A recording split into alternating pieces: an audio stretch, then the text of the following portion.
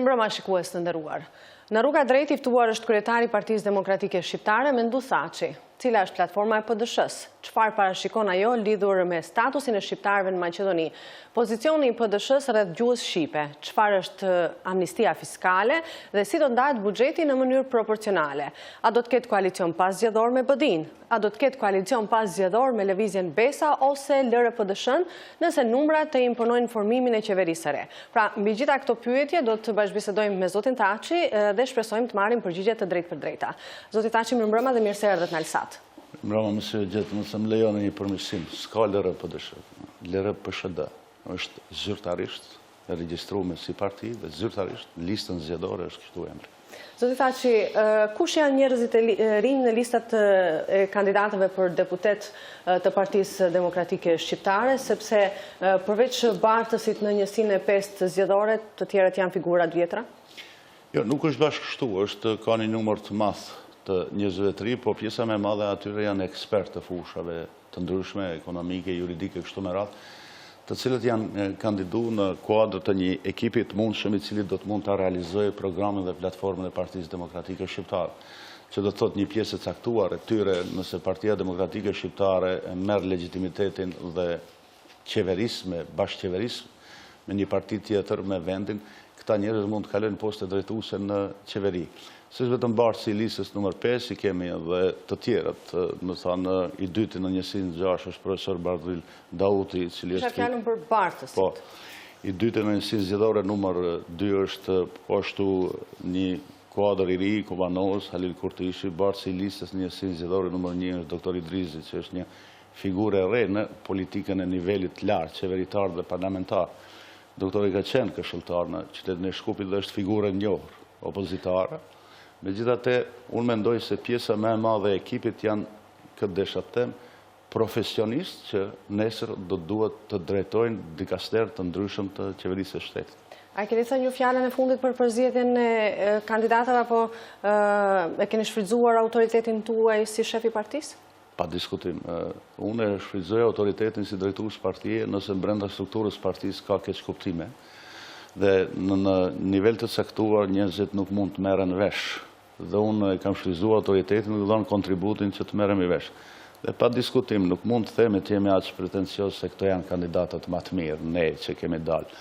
Janë bërë kompromise brenda Partisë Demokratike Shqiptare për të ardhur deri te ajo fitoria e legitimitetit, për shkak se nuk mund ta mohojmë, mund të ketë plot njerëz më të zotë se sa ne që jemi në listë, po ne jemi pjesë e kompromisit të brendshëm si ekip që të arrijmë atje ku duhet. Pra ju e keni thënë fjalën e fundit për këta kandidatë që ka PD-s-ja në këtë zgjedhje? Jo, fjalën e fundit e ka Kuvendi Qendror i partisë, unë kam fjalën e fundit si propozues. Do të thonë, unë propozoj rënditjen nëpër listat e kandidimit, propozimet i marr për strukturave poshtë, po ato propozime mund të jenë 4-5 propozime për një vend.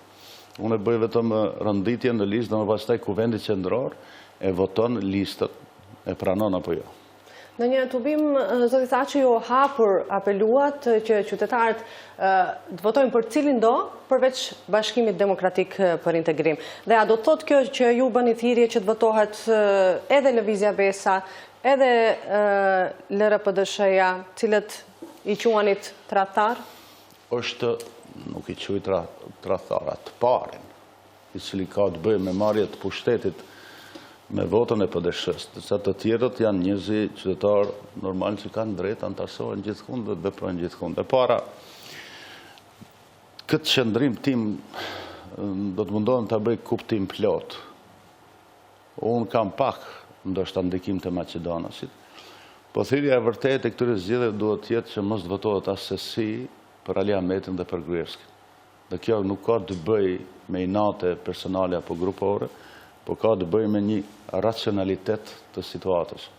Unë besoj se gjithë qytetarët e Maqedonisë tashmë e kanë qartë se aleatët tonë kryesor, Shtetet e Bashkuara të Amerikës dhe Unioni Evropian, veçma që nuk thuajnë hapur direkt se kjo qeveri duhet ikë, se kjo qeveri që kriminalizoi shtetin dhe i degeneroi institucionet, duhet largohet dhe të ikë.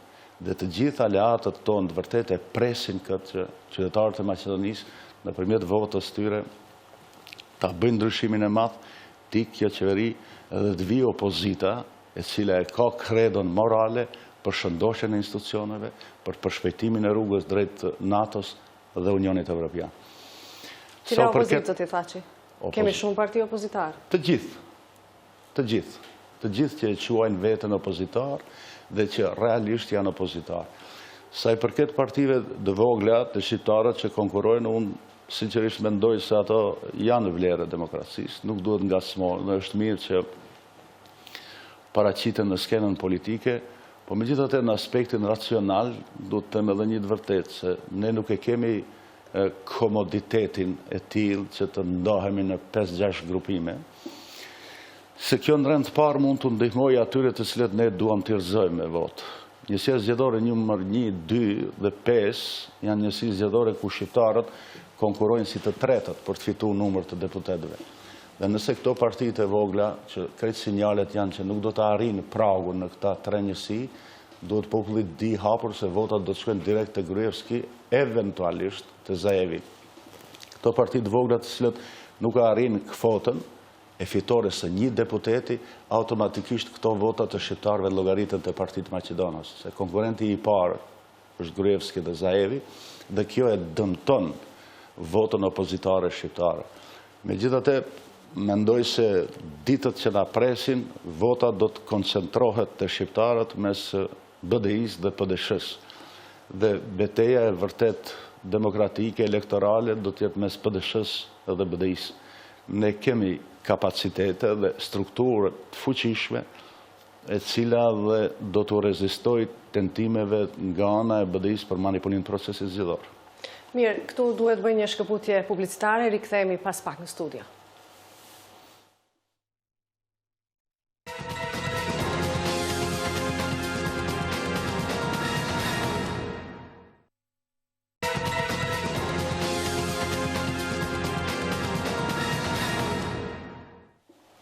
Jemi kthyer në rruga e drejtë, ku i ftuar është lideri i PDSH-s Mendu Thaçi. Zoti Thaçi, kohëve të fundit e keni mprehur retorikën sa i përket BDI-s dhe Ali Ahmetit, sepse në 4 vitet e fundit disi keni qenë të themi në defansiv dhe është krijuar përshtypja se ju si parti dhe si lider keni qenë pak të lodhur, ndoshta edhe të dëshpëruar dhe keni pritur që vetë qytetarët të kthjellohen. Jo bashkështu, parafërsisht, kështu, beteja me BDI-n e zhvilluar këto 15 vite ka qenë shumë e rëndë dhe shumë e vështirë, dhe mëse opinioni pajtohet se shpesh herë PDSH-ja në këtë betejë ka qenë e vetmuar. Dhe vjen keq që një pjesë e këtyre opozitarëve të ri që quajnë veten opozitarë vërtet që luftojnë BDI-n, janë ish funksionar të BDI-s, që kanë qenë në radhët e para të BDI-s. E dyta, kemi pas një heshtje të sektorit kushtimisht ta quaj intelektual, mos ta quaj një vazalitet ndaj BDI-s, dhe ne, ju kujtohet juve, disa herë kemi qenë në prag të konflikteve të rënda fizike mes nesh dhe drejtuesve të BDI-s. Unë i kam pranuar disa sugjerime të miqve, vëllezërve tonë nga Shqipëria dhe nga Kosova që të bëjnë një hap prapa, për shkak se kjo po krijon një përshtypje shumë të rëndë, edhe të shqiptarët se ne jemi të uvrarë mes vetë. Po keni drejtë, është bësh edhe racionalisht, se kur kemi një betejë të pandërprer, ne nuk lejojmë që të bjen dritat. Dhe zbrapsja jonë një hap pas, mendoj do të pajtoheni ishte një hapësirë që duhet të bjen drita e vërtet dhe të reflekton drita e vërtet, se kjo nuk është situatë e konflikteve grupore dhe personale, po është një sistem konkurrence ku ne duhet dëshmojmë, si PDSH, se të gjitha premtimet e BDI-s janë shkatruar dhe ka kaluar më shumë se një decenje që ata nuk kanë realizuar asnjë premtim. Dhe etiketat e ndryshme se ne në momente të caktuara kemi bashkëpunuar duhet të jenë të argumentuar. Argumentimi duhet të jetë se ku, në cilin vend. Që kemi votuar ne që ka propozu BDI-ja ose qeveria, cili ligj ka kalu, cili akt normativ ka kalu. Dhe unë do të vazhdoj me këtë rrugë dhe me këtë qasje ndaj BDI-s, duke qenë i bindur se kjo është rruga më frydhënëse. Megjithatë shpesh herë është krijuar përshtypja që ju me BDI-n po funksiononi si koalicion. Nuk është vërtet kjo. Kjo përshtypje është bërë prej marrëveshjes së Përzhinos.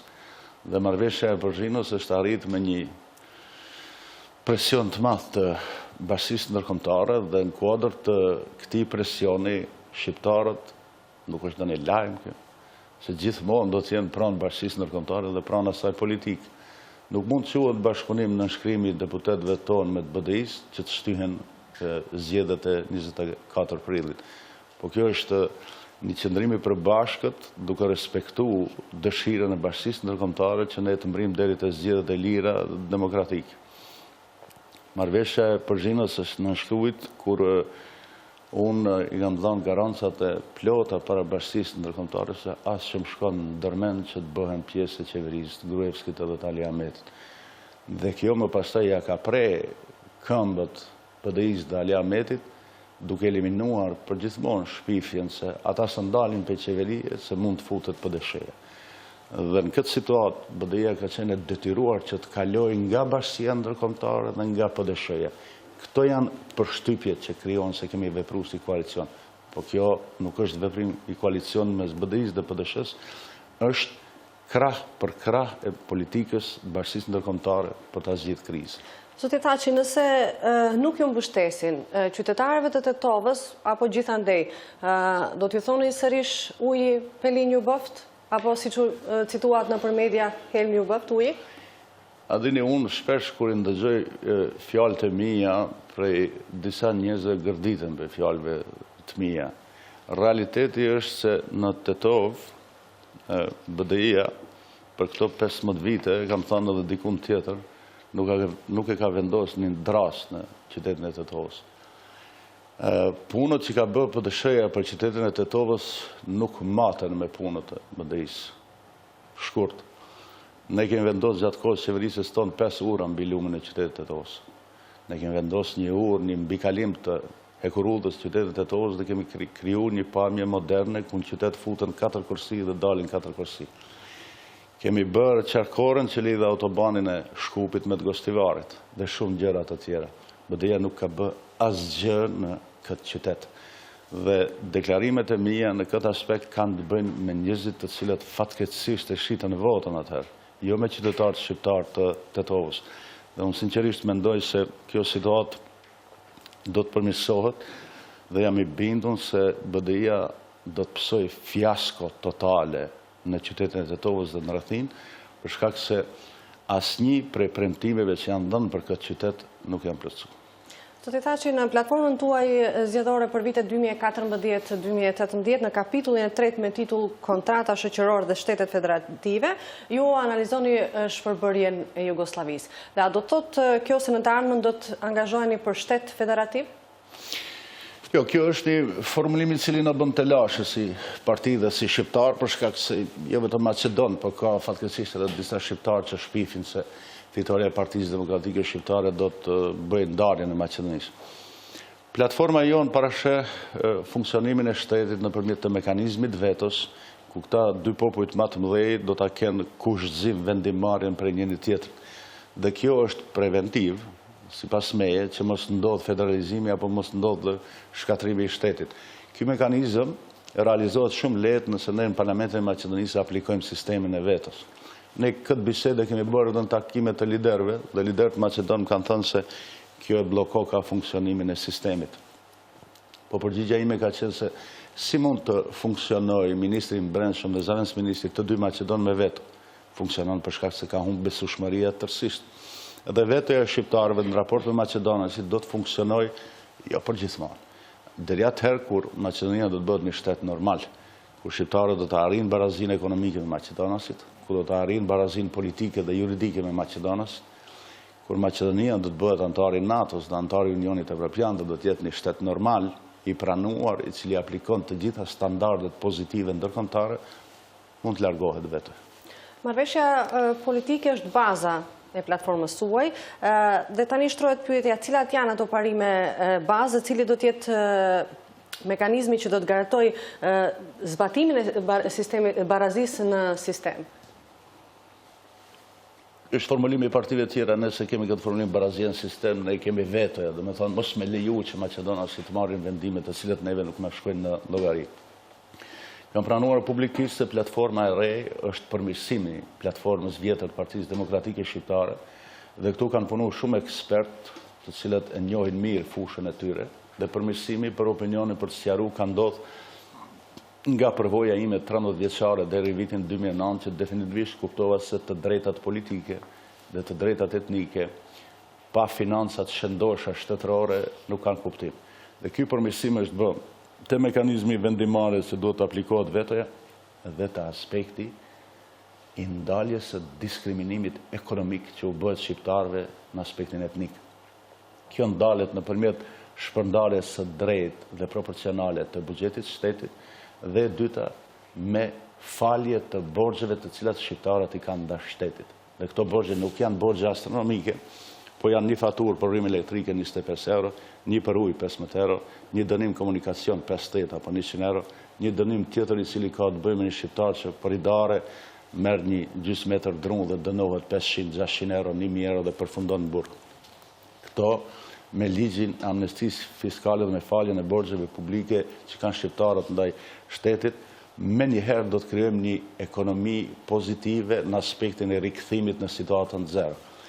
Pyetjet që mi bëjnë cinikët në lidhje me këtë falje, unë kam këtë përgjigje, se më thuajnë si ti do shkatërrosh buxhetin e shtetit nëse i fal këto borxhe. Unë u them figurativisht kështu, jo, funksionarët e BDSH nuk do të hanë një biftek që kushton 82.000 euro. Që du të them, në ditën e parë të funksionimit të qeverisë re, do të cilët vendim që reprezentacioni i funksionarëve shqiptarë të zbret prej 100% në 10%. Dhe nëpërmjet kësaj do të krijojmë me 10 miliona euro plus në buxhetin e shtetit që do të përdoren për faljen e këtyre borxheve. Kam pas edhe fjali të tjera cinike që më kanë thënë se ti nuk mund ta bësh këtë. Se dhe pleç kanë thënë država kur nuk falen. Kjo është shumë një vërtet e vogël, vërtet se ne shtetit i kemi borxh ka 15 euro, 20 euro. Po shteti neve na ka borxh mbi 1 miliard dhe 500-600 milion euro që për buxhetit shtetit duhet vinë të ne shqiptarët. Kur kjo të bëhet atëherë edhe ne do t'i paguajmë të gjitha borxhet. Dhe ky 1 miliard dhe 500-600 milion euro do të përdoret me shpejtësi të bëhet me njëherë barazia ekonomike me shqiptarët dhe Maqedonas. Dhe kjo kërkohet për gjithë shqiptarët pjesë të kenë pensione si kanë Maqedonas. Gjithë njerëzit në nevojë të kenë mbrojtje sociale shqiptarët siç kanë Maqedonas. Gjithë të rinjt shqiptarët kenë sistemin e kreditimit, bursës për shtetit për të shkolluar, për të studiuar. Gjithë shqiptarët kenë një arsim jashtëzakonisht kvalitativ siç e kanë edhe Maqedonas. Me këtë kur ta krijojmë këtë barazi ekonomike, atëherë ne mund të flasim për sistemin e investimit të kapitalit huj. Gjesa ne jemi në këtë gjendje dhe zonat ku jetojnë shqiptarët kanë mungesa elementare të një infrastrukture moderne, ne nuk do të kemi në asnjë mënyrë ardhje të kapitalit huj.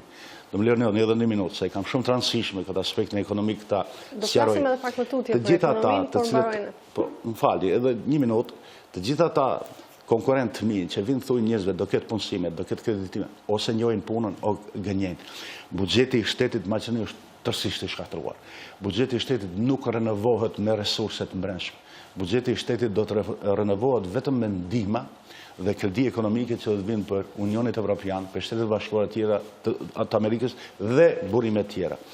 Nëse nuk e kemi ndryshimin politik që kjo qeveri të kalojë në opozitë dhe të vijë opozita në qeverisje, njerëzit duhet të jenë të vetëdijshëm. Se edhe ata që kanë bukë tash, edhe ata që janë të punësuar tash, do të humbin edhe vendet e punës, do të humbin edhe idarën se bashkia ndërkombëtare do të bëjë një blokadë jashtëzakonisht të rëndë ekonomike nëse kjo qeveri e tanishme prapë edhe një herë rifiton legitimitetin. Këtu është ideja aspektit të barazisë ekonomike. Dhe po vazhdoj edhe një hap më të tjerë. Një konkurrentët e mi, prapë them, ose njohin punën o gënjejnë. Ali Ahmeti kur fletë se do të bëjë gjuhën shqipe, lese gënjen në aspektin politik që se ka bërë 15, po tregon mos njohuri elementare të funksionimit sistemit.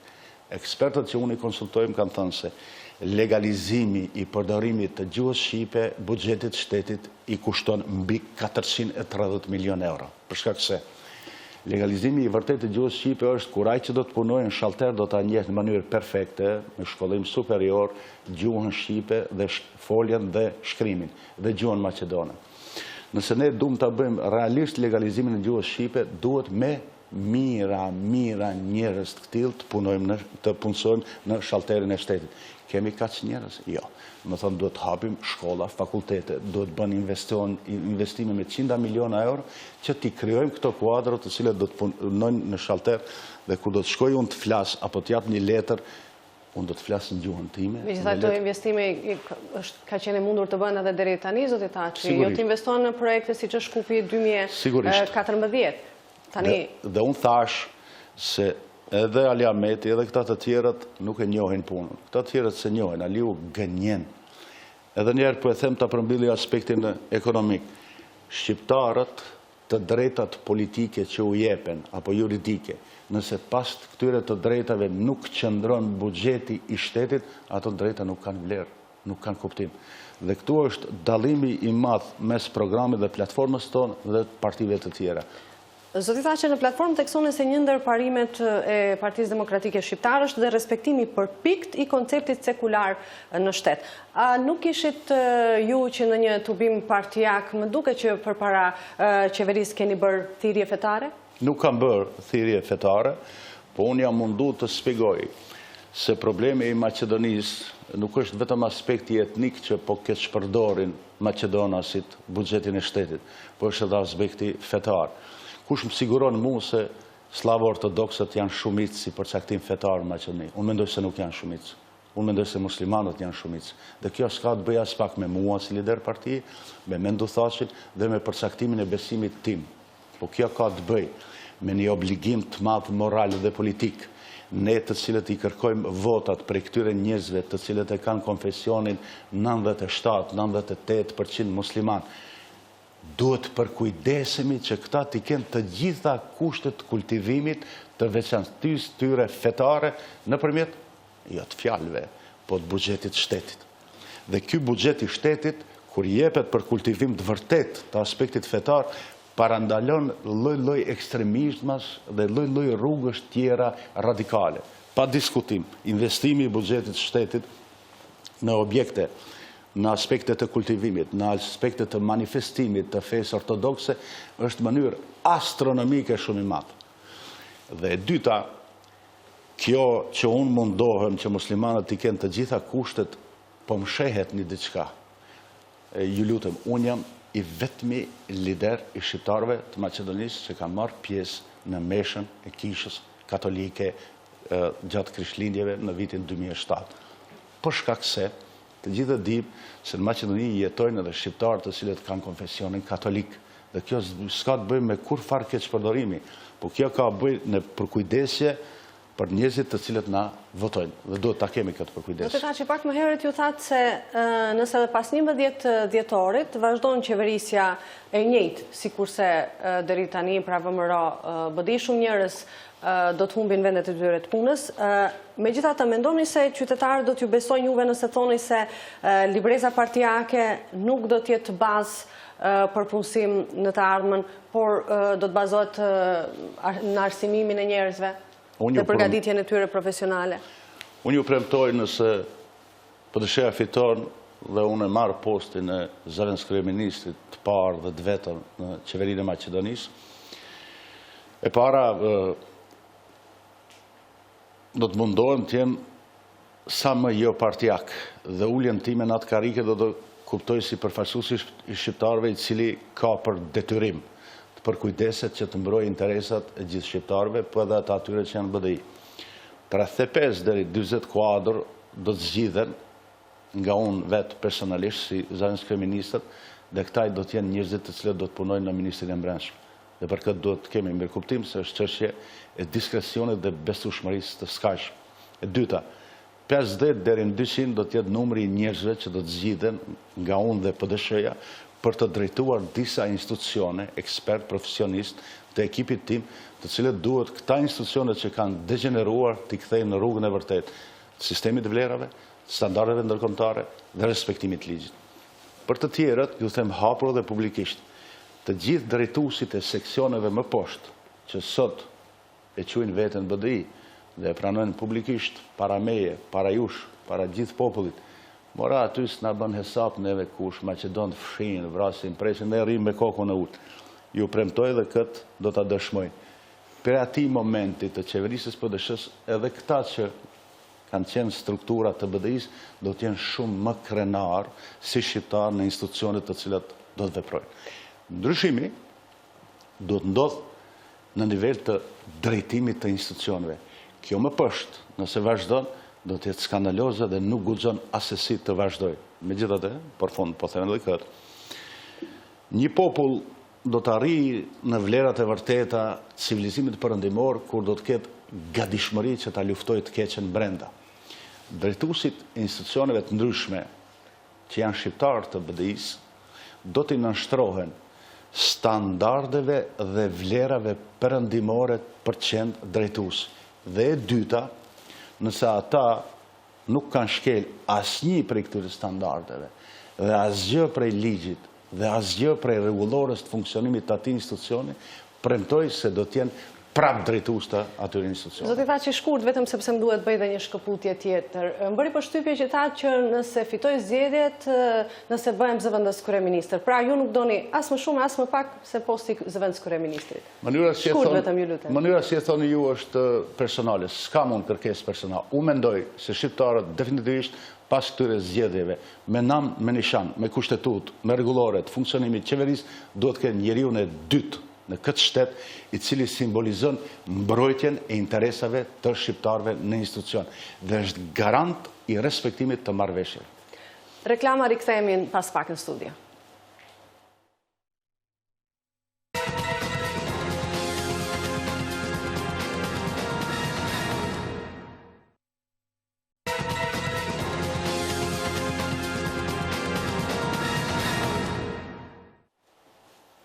Jemi rikthyer në studio. Zoti Thaçi, zgjidhja e proceseve të montuara politike do të jetë kusht për pjesëmarrje në qeverinë e ardhshme që do dalë pas zgjedhjeve të 11 dhjetorit dhe tani më njëherë këtu shtrohet pyetja, si do ta detyroni në fakt gjyqësorin që të marrë vendime të drejta për monstrën, për rastin e Kumanovës? Është një proces shumë më i komplikuar se sa që duket premtimi i jonë. Ne kemi për atit liqë për amnesti ku do të futet një nend që do t'i përmend këto rastet, Sopotin, Kumanovën, Monstrën, që duhet të kalojnë në rigjikim. Në për shumë bukur ju thatë, si do jetë kjo rigjikimi me këta gjykatës, me këta prokuror, të cilët u pa shqyqare që janë të kapën për shtetit. Unë mendoj se kjo do të ketë kuptim nëse ne arrim që ta bëjmë sistemin e reformës në drejtësi, një çështje që është duke ndodhur në Shqipëri, dhe në këtë reformë, kjo reformë ka kuptim vetëm nëse vettingun e të gjithë gjykatësve dhe prokurorëve e bën bashkësia ndërkombëtare, që do të thotë kontrollin e figurës. Ky proces duhet të jetë i kombinuar. Reforma në drejtësi duhet bëhet shumë shpejt, për 6 muaj, dhe pas kësaj, më pastaj të gjitha këto rastet do të kalojnë në rigjikim. Dhe rigjikimi i këtyre rasteve do të jetë me një kombinim. Njëri prej o prokurori o gjykatësi do të jenë shqiptar, dhe vëzhgimi i bashkësisë ndërkombëtare nuk do të quhet vëzhgim, po do të quhet vendimmarrës. Ne duhet kërkojmë një institucion kredibil të cilit i besojmë të gjitha palët. Dhe i vetmi institucion kredibil që ne mund t'i besojmë shqiptarët dhe maqedonasit është bashkësia ndërkombëtare. Nuk ka diskutim për shumicën e këtyre rasteve, tashmë edhe bashkësia ndërkombëtare është pajtuar se janë raste të montuara dhe të ngjyrosura politikisht. Edhe në fjali. Nuk do të thotë kjo që për të gjithë shqiptarët që janë në përburgje, ne kemi informacione se janë rastet të montuara politike. Po disa janë rastet të montuara politike. Disa dënimet janë drakonike. Në vend që dikush të dënohet me 6 muaj detyrim punë apo diçka tjetër, gjyqi ka shpall një dënim drakonik për 3-4 vitesh. Jo vetëm këto rastet e rënda, po të gjitha rastet do të hyjnë në sistemin e rentgenit të ri të sistemit drejtësisë që është i reformuar dhe se për këtë sistem ka dhënë besimin e plot bashkësia ndërkombëtare se reforma e këtij sistemi është bërë në mënyrë të suksesshme. Shihet, zoti Thaçi, që gjithë syt i keni drejtuar ka bashkësia ndërkombëtare, por jo gjitha punët mund t'i kryej faktori ndërkombëtar. Për këtë punë jeni edhe partitë politike. Pa diskutim. Këto çështje duhet t'i nxjerrëm pa t'i çojë përpara Partia Demokratike Shqiptare. Po ne sigurisht asun nuk jam naiv dhe i ri të mendoj se maqedonët me lehtësi do t'i pranojnë këtë gjëra. Legalizimin e gjuhës shqipe, mekanizmin e vendimmarrjes me konsenzus të plot. rigjikimin e rasteve në të cilat shqiptarët janë dënuar në mënyrë pa drejtë. Po bashkia ndërkombëtare do të jetë aleat i PDSH-s, duke dhënë PDSH-ja fakte dhe argumente se i gjithë ky proces është i manipuluar, se i gjithë ky shtet ka institucione të cilat janë të degeneruar.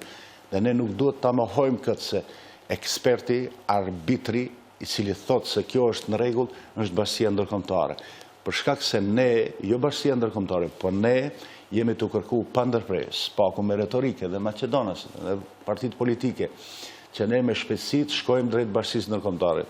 Integrimi NATO dhe hapja negociatave për të bërë antar të Unionit Evropian.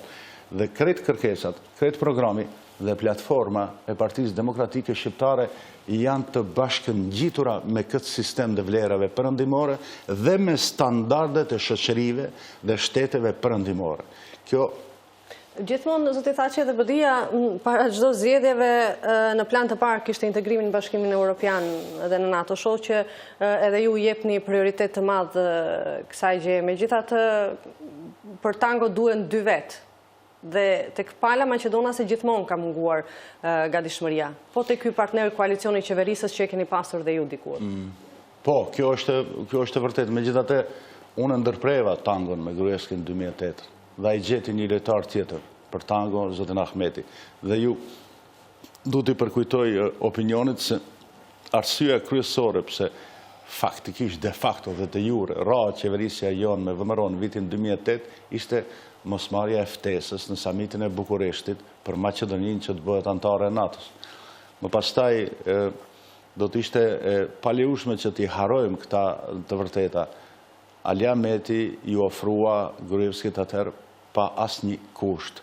Dhe prej atëherë deri tash kemi 8 vite e gjys dhe 8 milion gënjeshtra nga zoti Ahmeti se sa të përfundojnë zgjedhjet ne do të bëhemi antar të NATO-s. Ne kemi treguar veten 2008 se kur ky proces e ra me fajin e partisë Maqedonase që ishin koalicion, ne ndërprejmë atë koalicion. Zoti Thaçi, keni shpresë në zgjedhje të drejta në 11 dhjetor, kur BDI-ja në pushtet i nxjerr nëpër tubime të punësuarit në administratë, i përdor resurset e shtetit dhe e kushzon në një farë mënyrë votimi? Unë kam shpresë dhe jam i bindur se ata nuk do të kenë tash as forcë, as mundësi, as potencial që t'i bëjnë të njëjtat manipulime që i kanë bërë më parë.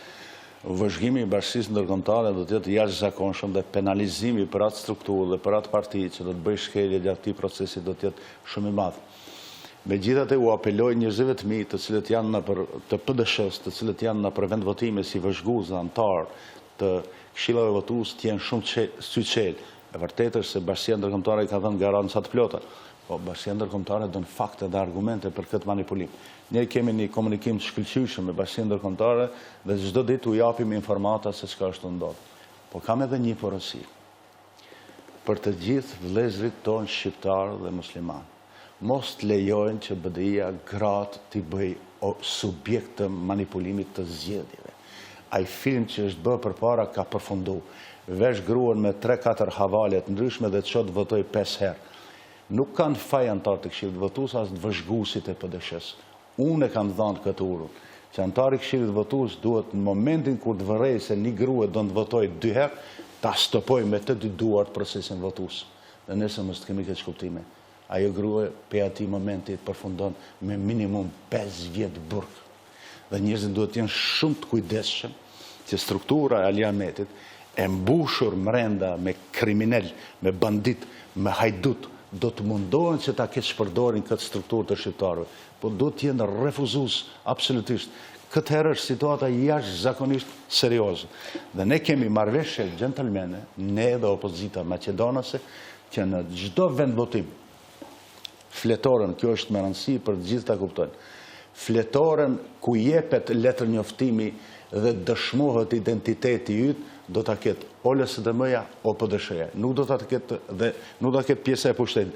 Dhe kjo do të sjellë të lashe njerëzit të cilët do të tentojnë të votojnë më shumë se një herë. Ligji është shumë i ashpër, ligji është shumë strikt dhe rreziku nëse një vend votim bëhet një manipulim i tillë është shumë i madh që ambasador të nderuar dhe shumë të rëndësishëm për ardhmërinë e vendit mbrëmje të thuajnë zgjedhjet këtu ishin të parregullta. Në Zajaz, në Oslomej, në Kërçov. Kur jemi të Zajazi, zoti Thaçi, çka do të ndodhë nëse do të humni 20.000 me 0 pikërisht në Zajaz, pra nëse juve ju ndodh kasaphanja në vota?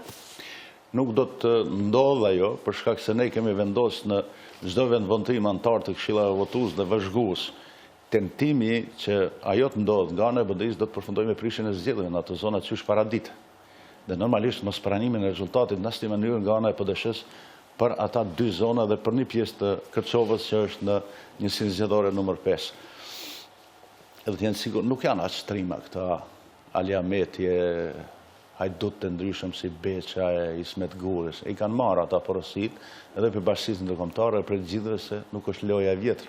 Të është krejtësisht situata ndryshme. A do tjetë kusht për pjesëmarrje në qeveri, zoti Thaçi, për mbushja e kërkesave të shqiptarëve dhe nëse nuk merrni shumicën e votave të shqiptarëve, do ta mbështesni partinë fituese pra ajo që do të marrë shumicën në këtë synim? Cila do qoftë ajo? Rënditja e pjesëmarrjes tonë në qeveri do të ketë kusht edhe parakusht. Parakushti që të fillojnë negociatat për ta bërë qeveri prej PDSH-s do të jetë që para se të fillojmë negociatat, ta caktojmë datën kur do ta bëjmë kompromisin me Greqinë dhe orën, kur Parlamenti i Maqedonisë do të vendosë që të ndryshojë emrin e shtetit dhe procesi i integrimit në NATO dhe në Unionin Evropian të deblokohet. Ky është parakushti pa të cilin nuk mund të fillohen bisedat.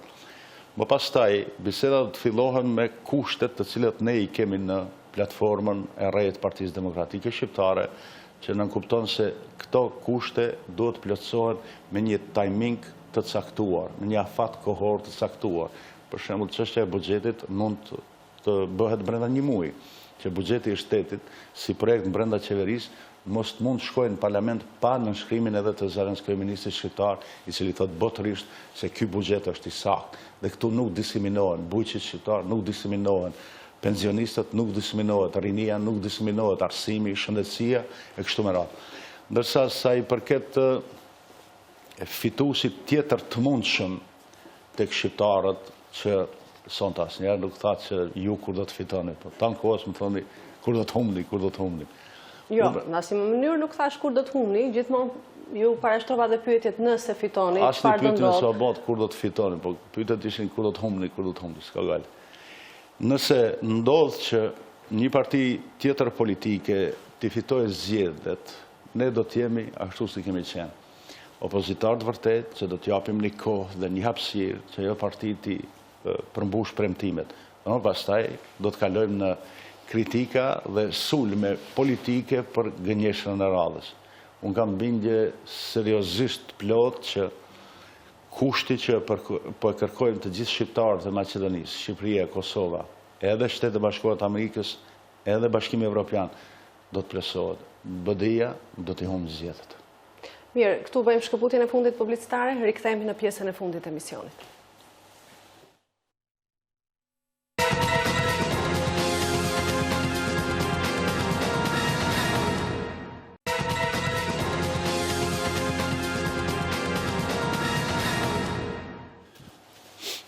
Kemi rikthyer në pjesën e fundit të emisionit. Zoti Thaçi, nëse numrat e diktojnë, do të pranoni ju një qeverisje bashkë me BDI-n e Ali Ahmetit në koalicion me VMRO, DPMN apo me LSDM-n? Me këta dy të parët asësi. Po ju lusë këtë pyetje të e bëni dhe zotit Ahmeti kur vinë. Unë po them, unë nëse i fitoj zgjedhjet, as Andersen e Shek Gruevski të bëhet kryeministër. Pa marrë parasysh sa do të jenë numrat e tij. Dhe kjo do të prodhoj krizë politike të fuqishme. E dyta, nuk shoh kurfar arsye racionale, politike, morale dhe kombëtare për bërë koalicion me Ali Ahmetin. Ali Ahmeti është përgjegjës bashkë veprimtar i 100% i Gruevsit për këtë situatë dhe për këtë gjendje të mjerueshme të shqiptarëve. 3. LSDM-ja dhe opozita maqedonase tradicionalisht kanë pasur konflikte shumë të mëdha me Partinë Demokratike Shqiptare si dy parti më të vjetra të dy etnive. LSDM-ja është partia më e vjetër të Maqedonasit, PDSH është partia më e vjetër të shqiptarët. Unë mendoj se vjen një fazë racionalitetit. Nëse ata vazhdojnë të kenë një qasje të këtillë ndaj problemit të shqiptarëve, janë potencialisht të mundshëm për të bashkëpunuar. Megjithatë, nuk du të harojmë diçka. PDSH kur nuk do ta pranoj variantën e LSDM-s të zgjidhjeve individuale të problemeve të shqiptarëve. Dhe këtu do ta kemi telashen me LSDM. Ne kërkojmë si PDSH që problemi i shqiptarëve të trajtohet kolektiv dhe si komb, dhe shqiptarët t'i realizojnë të drejtat etnike. Më pastaj mund vim të bisedojmë për fenomenet e integrimit mes këtyre dy shoqërive tërësisht të ndara. Këtë që e them, ka dhe argumente historike se nuk funksionon. Bosnja, jo që ishte integruar, po kishte kurorat përzi me 1 milion njerëz, bosnjak me sërb me kroat, dhe përfundojnë një katastrofë të tragjedisë për masave biblike. Edhe kjo që thot LSDM-ja se me 1 apo 2 shqiptarë do zgjidhen problemet, nuk është funksionale. Problemet mes Maqedonasve dhe shqiptarëve do zgjidhen kur në aspekt kolektiv do të vendosin që të ngritin shtetin e përbashkët, ku të dy palët në vendimmarrje do të jenë me konsenzus të plot, përndryshe nuk do të funksionojë. Pra ju përjashtoni çfarë do qoftë koalicionimi me BDI-n dhe VMRO-n, por jo dhe me LSDM-n, që do thotë se më nuk ka armiqësi si të kaluarën, por me kushtet tuaja. Nuk thash me VMRO-n, po thash me Gruevski. VMRO-ja mund të jetë ndalë në një parti normale, e cila mund të reformohet dhe të jetë potenciali bashkëpunime të më të tjeshme. Po më kanë lodhë njëzit me Gruevskin edhe me Mjalkovin edhe me të tjerët. Ju lusë që nesër të apysni Ali Ahmetin. Unë them, nëse unë fitoj, PDSH-ja fiton, Gruevski andër së në shetë që të bëhet kryeministri këtij vendit. Nëse vërtet zoti Ahmeti do të distancohet për Gruevskit, le të urdhnojë ta thotë këtë. Dhe të tjerët. Po nëse koalicioni qeveritar zoti Thaçi krijohet me shumicë e plot parlamentare me votat e deputetëve tuaj dhe opozitës shqiptare, këtu po përmend Lëvizjen Besa dhe LR PDSH, në atë rast si do të veproni? S'ka LR PDSH, s'ka LR PSD. Është regjistruar ashtu. Po sigurisht, po unë nuk du të bëj trauma në aspektin e mediave. Mediat nuk kanë të drejtë që ta quajnë PDSH. Është LR PSD. Mendoj se pas zgjedhjeve, nëse realizohet objektive e gjithë shqiptarëve të Maqedonisë që t'i humbë zgjedhjet BDI-ja, tjetra do t'jetë shumë më lehtë. Unë jam i gatshëm plotësisht që pushtetin që ta sjellë PDSH-ja ta ndaj me të tjerët, me të gjithë shqiptarët. Jo vetëm me ndonjë forcë politike që nuk ka arrit fitore shumë të madhe të votave, po edhe me qarqe të ndryshme jashtëzakonisht të rëndësishme. Shoqërisë civile të shqiptarët, stafet akademike. Ky është një projekt i madh dhe nuk jam naiv se lehtë do ta pranojnë maqedonësit. Kur ne pas zgjedhjeve do të arrijmë të krijojmë një konsenzus plot shoqërisë shqiptare dhe të kombit shqiptar këtu, se të gjithë e mbështesin këtë platformë, kjo është kushti pa të cilën nuk bën kondicio sine qua non. Dhe unë mendoj se këtë do të arrijë ditën e hënë pas datës 11. Pra nuk do kishte kurfar problemi, zoti Thaçi, të bashkoheshit të koaliciononit me Bilal Kasamin e Ziadin Sele? Unë mendoj se çështja e këtyj personit që përmendën në fund është çështje e vdekur për PDSH-n. Nuk mund të quhet ajo alternativë politike, po thjesht bisedohet për një tradhti të mbrëmshme me vetëm qëllim që të shkatërrohet ky opsion i fuqishëm i shqiptarëve. Të tjerët me të gjithë. Zoti Thaçi, për fund kam dhe një pyetje. Cili do të jetë ai rezultat që do të ndikojë tek ju që t'jepni dorëheqjen nga kreu i partisë, kuptohet me kushtin që të mos u avjedhin votat? Po, nëse i humbim zgjedhjet në mënyrë korrekte dhe demokratike, unë do t'jap dorëheqje të parevokueshme për postit kryetarit të partisë. Megjithatë, për cilës parti duhet t'i humbi unë zgjedhjet? Se tash kanë dalë këtë koalicionet janë 9 parti. Dhe paramendoni nëse unë i fitoj zgjedhjet, si do të ndjehen këta që dulen opozitar? Dhe në anën tjetër, gjithmonë është parashtruar kjo pyetje dhe unë pak kam pas mundësi që t'ja përgjigje. BDI-ja ka qenë disa herë në koalicion me PPD-n dhe shtanë se në kam unë. BDI-ja thotë se i kam votat e bosnjakëve, të turqëve, të muslimanëve që flasin maqedonisht. Kjo do të jetë një analizë e saktësisë plot se kush realisht i ka fituar zgjedhjet. Dhe përfundimisht kultura e vërtet politike do të arrihet kur atëherë njerëzit do të jenë korrekt, cila është koreksia.